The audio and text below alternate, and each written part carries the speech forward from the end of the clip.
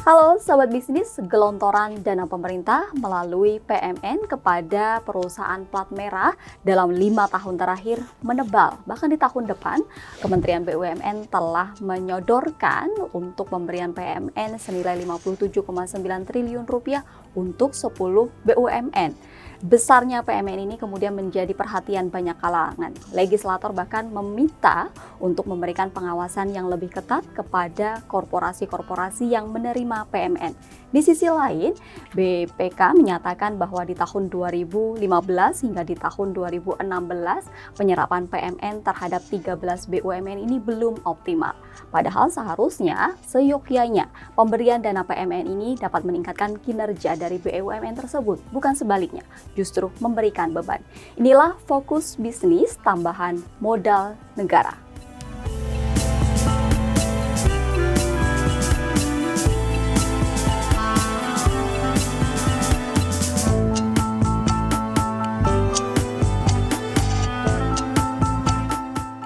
Dan tentunya kita akan membahasnya langsung bersama dengan Mas Lukas dari Redaksi Bisnis Indonesia. Kabar baik tentunya. Kabar baik. Mas, ini dalam ulasan Bisnis Indonesia menyatakan bahwa dalam 5 tahun terakhir PMN yang diberikan kepada perusahaan plat merah ini semakin menebal. Lantas bagaimana kemudian evaluasi dari kinerja perusahaan-perusahaan yang kemudian menerima PMN ini? Kalau untuk perusahaan plat merah sendiri dalam memperoleh dana segar lewat PMN itu sebenarnya menjadi kekuatan modal dia untuk bisa melakukan ekspansi. Harapannya kan seperti itu, bahwa ketika sebuah BUMN dia mendapatkan suntikan modal, itu bisa dilakukan mereka bisa melakukan ekspansi. Tapi persoalannya kinerja dari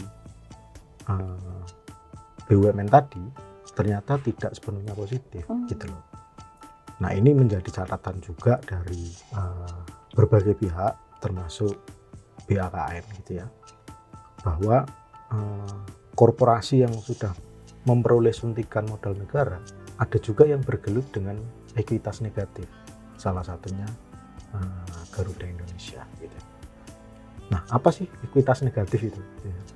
Jadi memang ketika utangnya itu melebihi nilai asetnya, itu bisa disebut sebagai ekuitas negatif gitu. Tapi ada juga yang memperoleh PMN, penyertaan modal negara ya, itu ekuitasnya nggak negatif, tapi DER-nya tinggi. Nah, DER itu apa sih? DER itu berarti debt to equity ratio, artinya rasio utangnya itu terhadap modal dia itu tinggi. Nah, itu seperti yang tampak pada Wika dan Waskita gitu. Nah, terus kemudian dari hasil pemeriksaan BPK ya selama kurun waktu 2020 kalau tidak salah sampai dengan semester 1 2022 itu BPK menemukan memang pada periode 2015 sampai 2016 pada 13 BUMN itu ada proyek-proyeknya yang belum diselesaikan gitu. Tapi kita harus lihat juga bahwa PMN diberikan di tahun 2015 dan 2016, harapannya kan memang tadi untuk ekspansi. Tapi ternyata kan siapa tahu 2020 seluruh disrupsi global terjadi akibat pandemi COVID-19.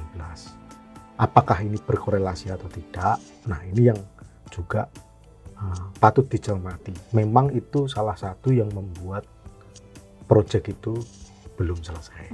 Selain kemudian tadi catatan dari COVID-19, adakah kemudian evaluasi-evaluasi yang dilakukan, hasil dari evaluasi tersebut berkaitan soal internal dari perusahaan kinerja penerima PMN sendiri? Kalau untuk kinerjanya bisa dilihat kayak gini ya, bahwa aset itu belum dioptimalkan gitu. Artinya ketika dia memperoleh modal itu kan harusnya dimanfaatkan untuk perusahaan itu melakukan ekspansi.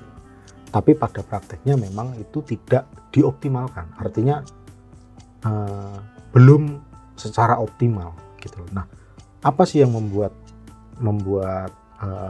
itu tidak bisa optimal? Itu kan pertanyaannya kan. Memang salah satunya ya itu tadi, bahwa perusahaan itu dihadapkan pada COVID-19, terus kemudian juga yang misalnya nih kita lihat, kita ambil contoh aja lah gitu ya, paling gampang ya. Garuda Indonesia misalnya, utangnya tinggi, besar, sehingga melakukan restrukturisasi kredit gitu. Restrukturisasi kredit ini dilakukan salah satunya dengan PMN, dan itu terbukti dia bisa lolos dari Sistem PAYLITA. pilot. Artinya BUMN berjalan dengan baik, Optimal. meskipun tidak digunakan untuk ekspansi, tapi digunakan untuk penyehatan keuangan, supaya ketika dia bisa sehat, harapannya pasti akan melakukan operasional dan ekspansi sesuai dengan tujuan dari BUMN itu sendiri gitu. Nah, selain Garuda sendiri, ada beberapa kemudian BUMN yang kemudian juga menerima PMN ini. Sebenarnya penugasan-penugasan yang kemudian telah dilakukan oleh PMN ini dapat diberikan contoh beberapa perusahaan yang kemudian bukan dikatakan berhasil, tapi lebih optimal untuk menggunakan PMN tersebut? Kalau untuk yang lebih optimal ya, saya kira kita bisa melihatnya dari sisi proyek untuk infrastruktur.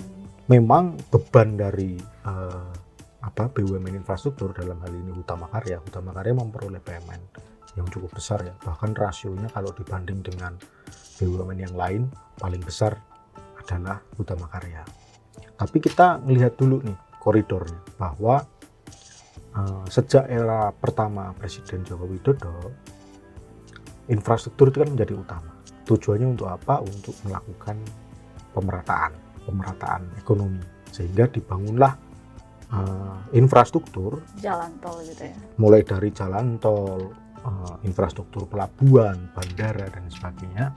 Untuk apa? Untuk menciptakan pusat-pusat ekonomi di daerah. Jadi ekonominya menyebar. Jalan tol terbangun, distribusi pangan terbangun. Salah satunya kita bisa melihat bahwa misalnya di BBM, dengan adanya kebijakan BBM satu harga dan juga pembangunan jalan tol, harga pangan relatif stabil. Impact-nya kan di situ. Memang kita tidak bisa melihat dari satu sisi bahwa BUMN diberikan jalan tol, kemudian apakah BUMN ini kinerjanya bagus atau tidak, karena beban utangnya pun masih cukup gede kan, proyeksinya bahkan seperti itu. Tapi impact dari diberikannya PMN ini itu memberikan dampak yang luar biasa. Itu sih kalau menurut. Oke. Lantas dari evaluasi baik dari BPK maupun pihak tersebut menyatakan bahwa perlu adanya pengawasan gitu kan. Sebenarnya pengawasan yang dilakukan oleh penerima dari PMN sendiri seperti apa sih sejauh ini? Ya, nah ini pengawasan ini memang yang menjadi penting ya. Bahkan kalau kita lihat pengawasan ini itu menjadi semacam ironi ya. Ironinya kayak begini. Kenapa misalnya tadi kasus bahwa catatan BPK 2015 dan 2016 sudah ada dikasih PMN. Memang kita tidak berharap 2020 ada COVID-19. Tapi kenapa tidak diselesaikan dalam berapa tadi? 2015 ke 2020 4 sampai 5 tahun. Artinya apakah tidak ada mekanisme dalam hal pengawasan terhadap PMN ini tadi gitu. Makanya ini menjadi catatan juga oleh BPK ya, yang dia melihat bahwa misalnya kita ambil contoh lah Hutama Karya, bahkan BPK melihat kalau pencairan PMN sendiri terbilang lambat gitu. Sehingga perusahaan menambah hutang jangka pendek gitu ya, dan itu akan menjadi beban perusahaan sendiri untuk perusahaan ke depannya gitu. Itu kan artinya ada salah satu yang mungkin mekanisme itu tidak dilakukan, sehingga ke depan dengan adanya banyak PMN yang sudah dilakukan, pengawasan itu menjadi penting. Gitu. Tentu dari catatan BPK masih ada beberapa PR yang harus diselesaikan oleh penerima PMN sendiri. Lantas bagaimana jawaban dari Kementerian BUMN terhadap pengawasan korporasi-korporasi penerima BUMN sendiri? Kalau dari Kementerian BUMN sendiri, itu Kementerian BUMN menyatakan mereka sudah melakukan evaluasi untuk mengejar penyelesaian proyek-proyek tadi ya yang belum diselesaikan gitu, khususnya proyek-proyek yang didanai oleh PMN. Nah, beberapa PMN yang mengelola proyek-proyek dari PMN itu misalnya nih ada Sangyang Sri, Dirgantara Indonesia, Bharata Indonesia, dan PTPN 10. Nah, kalau PTPN ini terkait dengan pabrik gula ya. Ini kalau versinya BUMN sih dikejar gitu. Dan dalam hal ini Pak Arya Sinulinga itu bilang kalau paling lama itu tahun depan itu semua 13 BUMN tadi yang dari hasil BPK tadi itu harus diselesaikan. Oke. Gitu. Jika kita melihat tidak semua kemudian perusahaan plat merah yang menerima PMN itu tidak mengindahkan apa yang kemudian menjadi tugasnya gitu kan. Bisa kita lihat dari PLN, kemudian dari Inka dan juga ID Food yang kemudian mengupayakan dari penerimaan PMN itu untuk kinerja-kinerja positif di perusahaannya begitu kan. Lantas bagaimana kemudian dari hasil evaluasi tersebut untuk memproyeksikan ke depannya bahwa PMN ini akan betul-betul digunakan oleh perusahaan plat merah ini untuk meningkatkan kinerjanya? Kalau dari Kementerian BUMN sendiri sih bilangnya bahwa BUMN ke depan memang akan difokuskan untuk mereka yang melakukan ekspansi. Gitu. Tapi kalau saya lihat sih kebutuhannya, misalnya kayak Garuda itu kan masih butuh untuk restrukturisasi utang, itu mungkin juga masih akan terus berlanjut.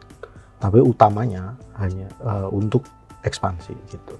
Misalnya kalau kita lihat nggak cuma ekspansi sih, tapi maksud saya apa ya, permajaan alat gitu. Jadi perusahaan itu kan khususnya mereka yang jasa transportasi ya, kayak misalnya Pelni. Pelni itu kapalnya kan usianya sudah tua gitu, sehingga kalau dia beli baru menggunakan cashnya dia, kas perusahaan maksudnya, akan terasa berat gitu ya? Akan terasa berat karena seiring harga kapal yang tidak murah.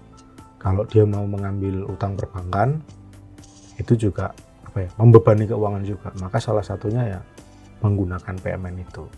Tapi fungsinya kan jelas. Permajaan alat untuk kapal yang usianya sudah 38 tahun itu kan sangat bermanfaat untuk mendukung alur logistik nasional, khususnya ketika kita punya program namanya tol laut. Itu kan penting. Terus kemudian misalnya kayak di Inka ini kan memang dijadikan salah satu basis produksi kereta kita gitu. Bahkan ekspor, Bangladesh itu suka sekali dengan produknya Inka gitu. Sementara ke depan juga untuk KRL itu kalau tidak salah juga akan difokuskan di Inka juga. Artinya ketika banyak order, Inka punya banyak order, mereka butuh peningkatan kapasitas dari pabriknya, dan itu memanfaatkan dana PMN juga. Itu kan pada akhirnya hal-hal semacam ini itu menjadi yang utama untuk difokuskan, untuk mendorong mereka untuk ekspansi. Terus kalau kita lihat juga PLN khususnya, misalnya PLN yang mendapatkan PMN, oleh PLN digunakan untuk apa?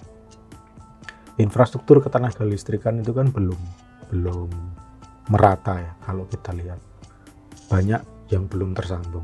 Daerah-daerah 3T gitu. Daerah-daerah khususnya 3T. Bahkan yang tidak 3T pun seperti itu. Akhirnya dengan adanya PMN itu dilakukan untuk membangun infrastruktur di 3T. Ini pertanyaannya kah? Masa sih? Iya sih. Gitu kan. 2015 tuh salah satu pulau misalnya di daerah Sulawesi itu belum nyala, paling cuma jam 6 sampai jam 12 di daerah Togean. Tapi sekarang mereka sudah 24 jam gitu, menikmati akses listriknya. Artinya apa? PMN ini menghadirkan listrik ke mereka yang membutuhkan. Masa di Jawa bisa 24 jam, saudara-saudara kita di daerah tidak. Artinya PMN memberikan manfaat juga. Ke depan bagaimana kemudian strategi yang akan digunakan untuk memilih perusahaan-perusahaan yang layak untuk mendapatkan PMN dan bersiap untuk menjalankan tugas tersebut? Ini pertanyaannya cukup sulit juga ya. Tapi kalau kita lihat bagaimana untuk memilahnya, ya kita bisa melihatnya kayak gini. Jadi untuk memilah ya ada poin penting sebenarnya. Ada poin penting dalam hal khususnya pengawasan. Seperti yang kita omongkan di awal, bahwa pengawasan itu menjadi hal yang utama. Artinya PMN itu disetujui 3 pihak. Ini menurut si dosen FEB UI ya Pak Toto Pranoto itu bahwa harus disetujui 3 pihak itu siapa? Kementerian Keuangan, BUMN, dan Kementerian Teknis untuk pengaliran modal. Terus yang kedua itu KPI. Nah, ini yang berkaitan dengan tadi, misalnya ada proyek yang dia berapa tadi, sekian tahun tidak selesai-selesai. Nah, ini kan harus ada KPI-nya, Key Performance Indicator-nya. Apakah pergerakan dari proyek itu benar-benar berjalan atau tidak. Terus ketiga itu terkait dengan pengawasan dan evaluasi kinerjanya. Jadi artinya ketika PMN itu diberikan tapi tidak memberikan hasil yang bagus, ya berarti harus dievaluasi ulang dong. Harus ada mungkin ke depan dia tidak diberikan PMN lagi. Gitu. Artinya BUMN ini kalau bisa menurut si Pak Toto ya, itu kalau yang hasil kinerjanya buruk, maka di tahun berikutnya itu malah bisa ditunda atau batalin aja PMN-nya gitu. Itu sih kalau dari Pak Toto ya. Meskipun kalau kita lihat tahun depan itu ada 10 korporasi. 10 korporasi dengan nominal 57,9 triliun. Cukup besar, ada penaikan dari tahun sebelumnya. Ada 10 BUMN yang akan menerima.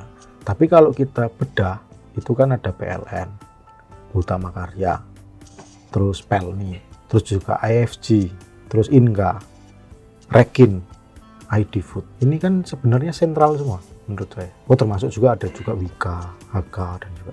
Ini kan sentral. Kenapa? Tadi infrastruktur masih tetap harus dilanjutkan. Terus kemudian kelistrikan, rasio elektrifikasi mendekati 100%. Artinya kita terus menghadirkan, belum dengan transisi energi. Mereka masih membutuhkan itu. Pelni mungkin permajaan, Inka tadi untuk ekspansi. Terus kemudian Rekin, rekayasa industri itu pipa, untuk pipa gas. Nah, ini kan menjadi penting untuk ke depan. Persoalannya adalah apakah mekanisme tadi, misalnya pengawasan, terus kemudian Key Performance Index, dan juga evaluasinya akan dijalankan. Nah, ini yang harusnya sudah mulai harus dilakukan dari sekarang. Tentunya pengawasan menjadi PR bersama untuk kemudian dijalankan kepada para penerima korporasi. Yang utamanya berharap seperti harapan dari pemerintah juga memberikan PMN kepada korporasi untuk memberikan kinerja yang positif, dan kinerja tersebut juga justru bukan sebaliknya begitu ya. Terima kasih. Sehingga harus memberikan manfaat kembali kepada negara. Gitu. Benar. Jadi kan melalui dividen yang diberikan. Terima kasih sekali Mas Lukas atas perbincangan kita terhadap isu yang kemudian diangkat oleh Bisnis Indonesia. Tentunya isu kita ini terbit di Harian Bisnis Indonesia setiap hari Senin yang mengulas beragam isu berkaitan soal ekonomi dan juga bisnis secara mendalam. Sobat Bisnis, jangan lupa untuk berlangganan e-papernya. Sampai jumpa.